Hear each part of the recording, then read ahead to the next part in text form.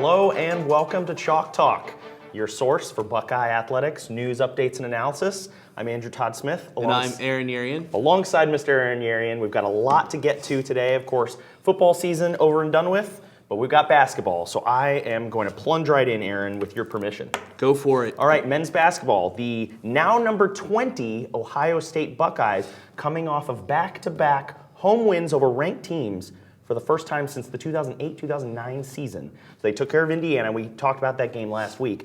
But they beat Maryland 80-56, Aaron, at home. The Schottenstein Center was quite a crazy scene there on Thursday night. We, of course, were there to witness it. But D'Angelo Russell was the story of the game because his third straight week earning Big Ten Freshman of the Week honors. No surprise there. Double-double once again for D'Angelo Russell. He had 0 turnovers. Key point for the Buckeyes. They were so efficient in that game, Aaron.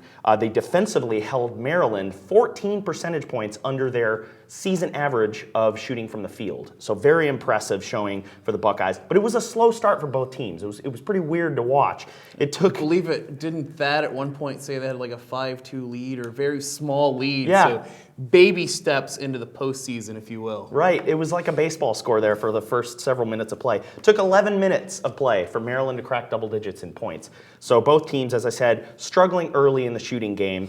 Got Amir Williams back in the mix. We had talked about them playing small against Indiana. Well, they got their big men back out there. Anthony Lee got the start, but Amir Williams looking a little more involved in this defense.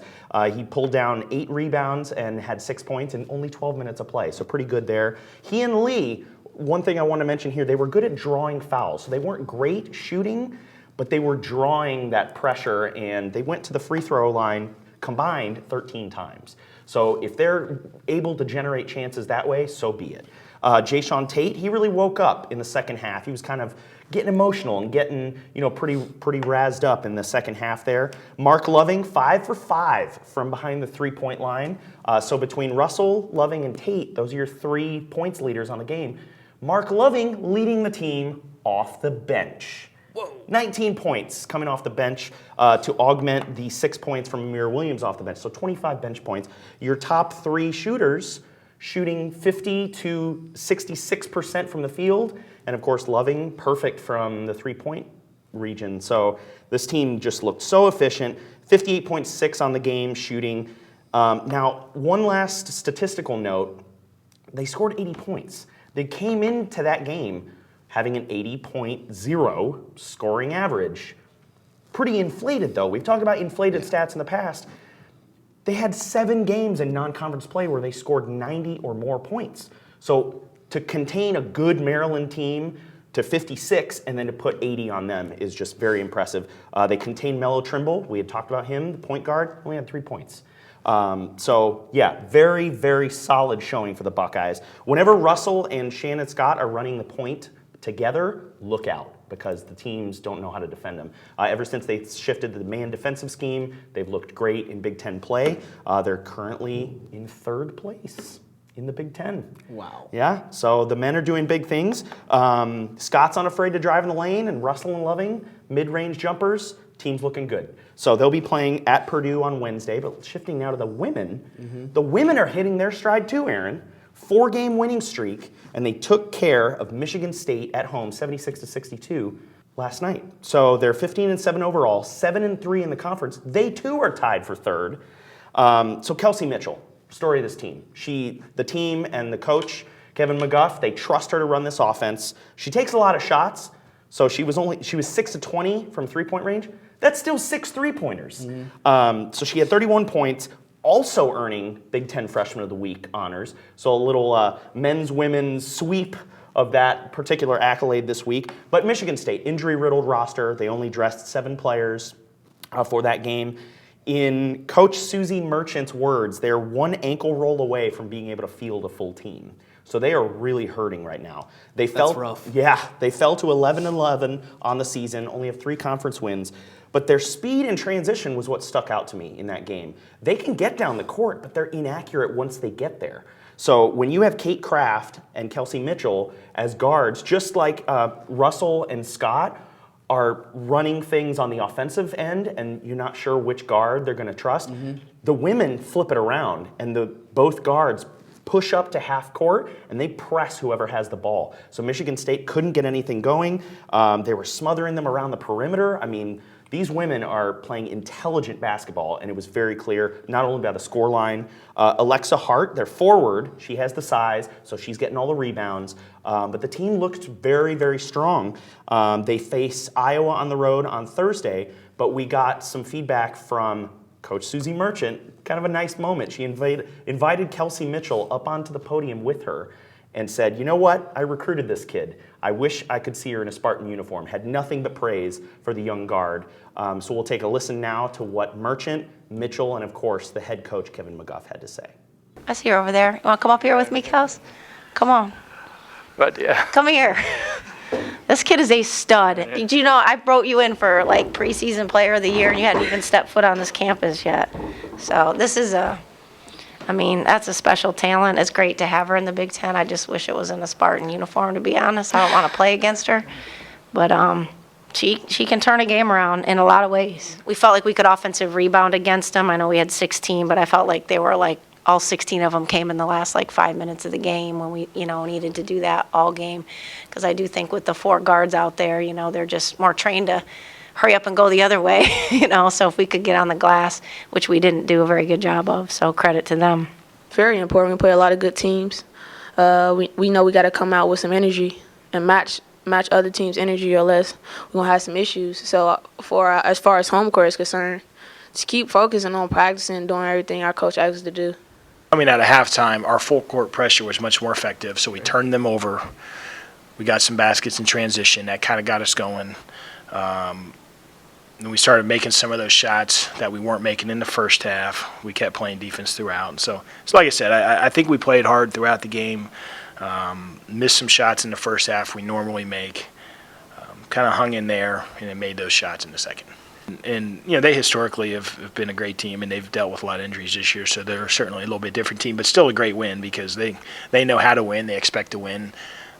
Susie prepares them to win, and they've got some really special players. So good to hear there from both head coaches of the women's basketball contest from last night and the star Kelsey Mitchell.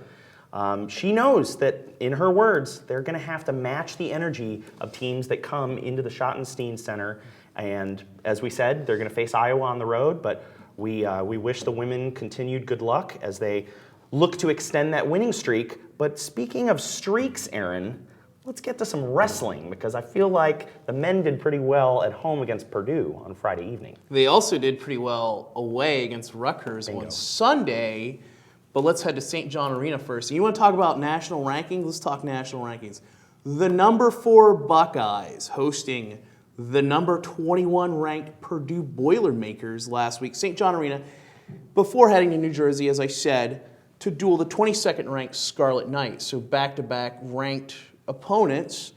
7th ranked Nathan Tomasello, he would give the Buckeyes an early 3-0 lead over Purdue with an 11-5 decision, while 7th ranked Johnny DeJulius and top ranked Logan Stieber, undefeated, number 1 in the country, helped extend the Buckeyes' lead to 9. Stieber would maintain his perfect record, as I said, 141-pound weight class, but Purdue would come back. They would make the meet 9-6. Before I get to this next segment, a little clarification for those of us that may not follow wrestling very closely. There's 4 ways to win. So you can get the fall, which is a pin. You pin the other opponent. You hold his shoulders to the ground. You get a technical fall where you score 15 or more points before the end of the 3rd period. You can get a major decision, which is between 8 and 15 points at the end of regulation. Or you can get a decision, which is less than 8. That only gives the team 3 points. So not only do you have head-to-head match on the mat, but the teams also are competing too. So it's an individual yet team sport. Sure. The only one of its kind, really. So why is this important? Well, I'm going to tell you why we had to make all those clarifications. Number 5 ranked Bo Jordan, 165-pound weight class. He would have one of the most electrifying second periods. 6 takedown combo in a row. He secures the technical fall. He lets the poor guy up just to take him right back down again. It seemed, when you were showing me the footage, Aaron, it almost seemed like a strategic, kind of like in football, where you just take the safety. You're just going to take the 2 points, not allow any sort of defensive touchdown or kind of damage control, just to take him right back down again. Bo Jordan was quite a force in that matchup. Absolutely. That technical puts the Buckeyes up 14-6. They wouldn't look back. Final score of the meet, 24-9. Goodness. On to Rutgers now over the weekend. Logan Stieber didn't wrestle due to illness. Tomasello he got a technical fall to open the match. Score 23-8 was their final score in the technical fall. So Ohio State gets the lead on Rutgers early, but Rutgers would battle back. It would actually be 14-5 Scarlet Knights for a little while until Bo Jordan takes to the ring again, if you will. Yep. He gets another technical fall. This time scores 16-0. So shut out his opponent. Buckeyes back into the meet. They would have 2 more technical falls before the end of the meet. Ohio State, they would go on to score enough to secure the 23-17 victory over Rutgers.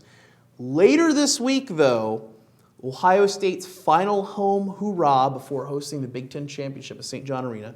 Logan Stieber's final home match. It's been quite a journey. Exactly. It's senior day. They're going to face the 2nd-ranked Minnesota Golden Gophers in the only venue big enough to hold it. Oh, down the street. Schottenstein Center. Exactly. Action's going to start at 7 p.m. After the Purdue game, I was able to catch up with Bo and Coach, and here's what they kind of had to say going into Friday's matchup.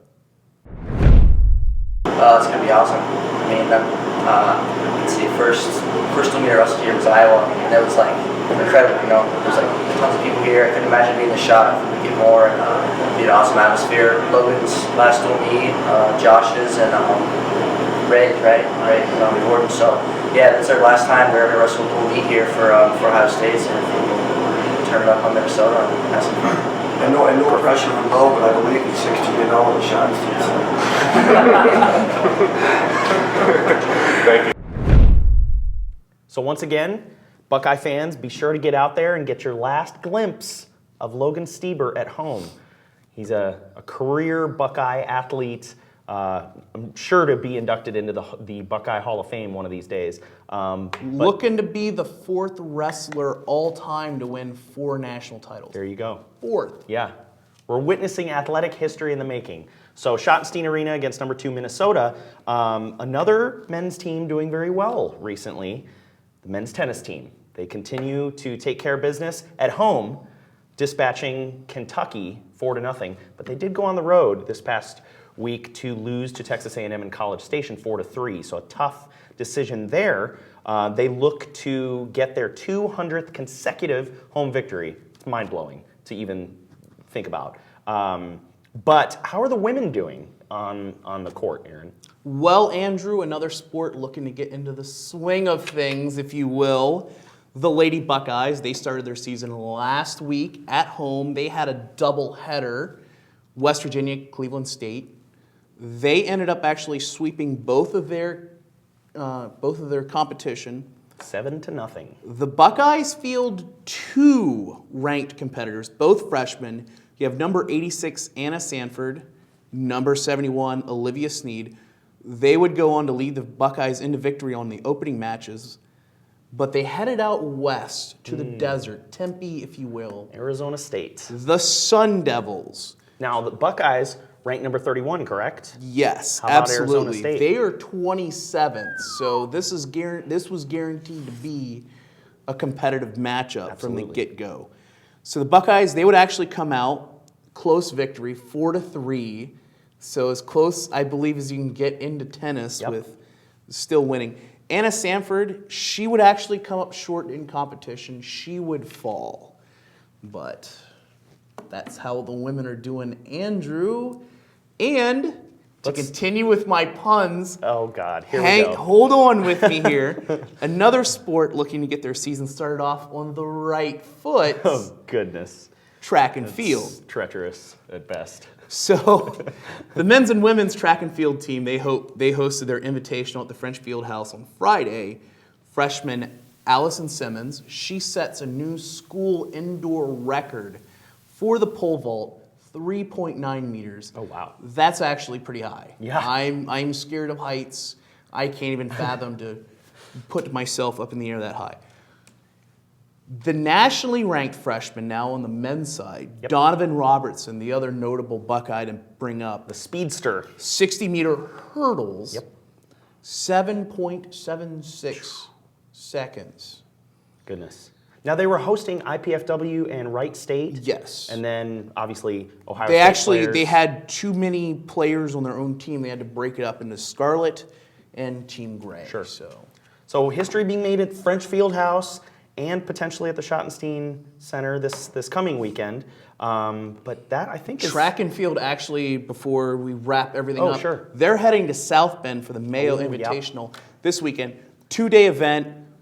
It's going to be huge. I believe it's a nationwide kind of invitational. Lots of teams are going to be competing. Yep. Big enough to span 2 days of coverage, so There you go. looking for the best from them. So as we head into the middle of this week, we'll have to plug our other special. We will be welcoming Cleveland.com's Ohio State football recruiting beat reporter Ari Wasserman in a separate standalone episode, but that's going to do it for this episode of Chalk Talk. Aaron, would you like to plug our social media? You can join the conversation at hashtag CTOSU. Follow us at Chalk Talk OSU. That's the one. And yeah, National Signing Day is coming up this week. Yeah. And until next week, I'm Aaron Yarian. Sitting beside me is Andrew Todd Smith. Take care. You have a good one.